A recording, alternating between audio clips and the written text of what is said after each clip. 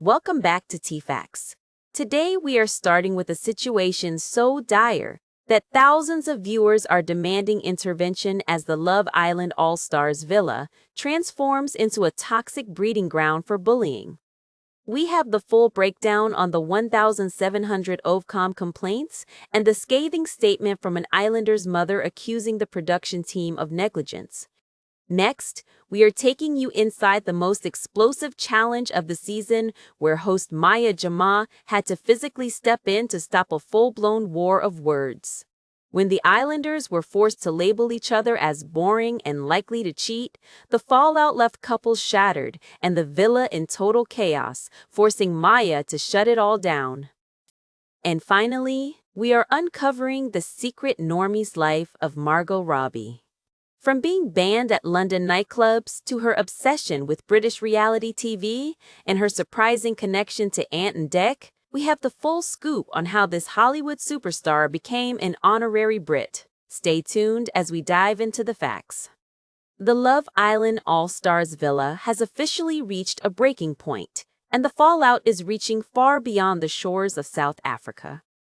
Viewers are up in arms, and the numbers don't lie. Broadcast watchdog Ovcom has been flooded with over 1,700 complaints as fans label the current atmosphere in the villa as toxic, uncomfortable, and frankly disgusting. At the heart of this storm is Lucinda Strafford, who has found herself targeted in what many are calling a systematic bullying campaign by her fellow Islanders.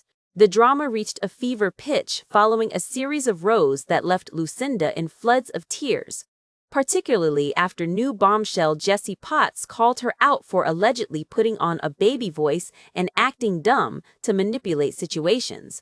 While Sean Stone has jumped to Lucinda's defense, the public isn't buying the fair plays narrative.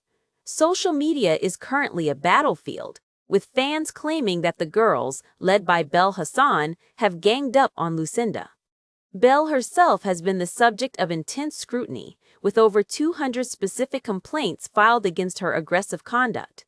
The situation has become so dire that Lucinda's own mother has broken her silence, taking to Instagram to slam the production team. She described the latest episodes as a disgusting piece of TV's and stated that her daughter was being violated by a horrid crowd of people. The family's official statement reminded viewers that while it is a TV show, the negativity is unkind and damaging.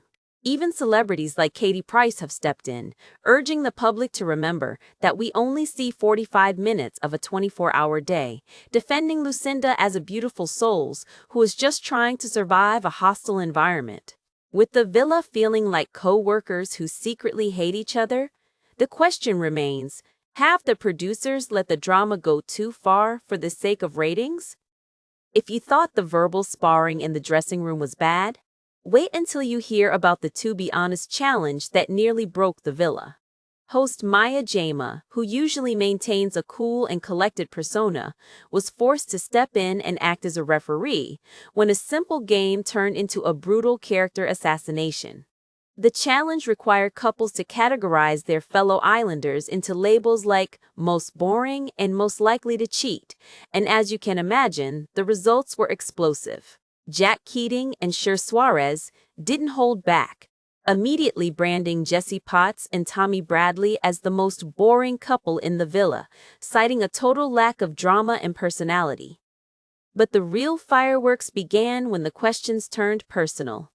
A massive war of words erupted between Belle Hassan, Lucinda Strafford, and Sean Stone, with insults flying so fast that Jama had to interrupt the bickering just to keep the production moving. The tension shifted to high gear when the group had to decide who was most likely to cheat, leading to one Islander telling another to take a bose because the label fit them perfectly. The hostility didn't stop there, as Helena Ford and Carrington Rodriguez targeted Belle and her new partner Harrison Solomon, claiming Harrison was punching and that Belle was too good for him. The secret garden rendezvous were brought up as weapons, with accusations of game playing and dishonesties being hurled across the party. By the time the game ended, the villa was left in a state of fractured alliances and simmering resentment. Jama teased that Where there are winners, there are also losers, hinting that the fallout from these honest opinions is going to lead to a massive shakeup that none of the islanders saw coming.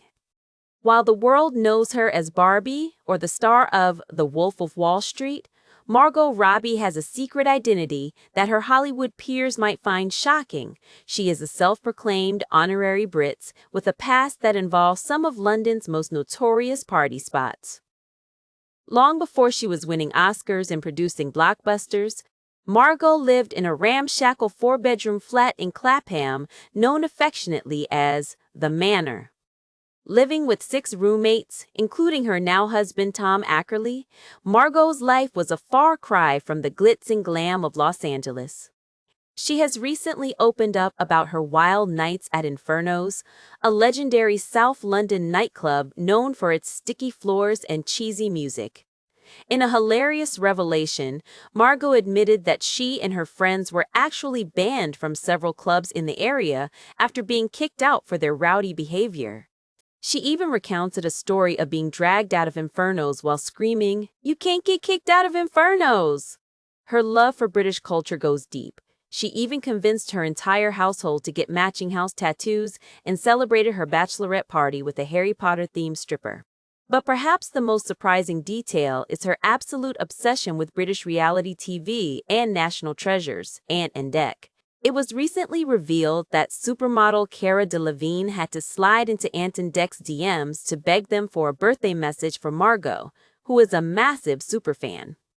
The Geordie duo initially thought it was a prank, unable to believe that a Hollywood icon would be such a fan of their work. From her 2 Oyster cards that she still carries in her wallet to her love for the Elizabeth line, Margot Robbie has proven that she is more at home in a London pub than on a red carpet. She remains a die-hard Love Island fan, citing the David and Ekin-Su season as the best ever, proving that no matter how famous she gets, she'll always be a Clapham girl at heart.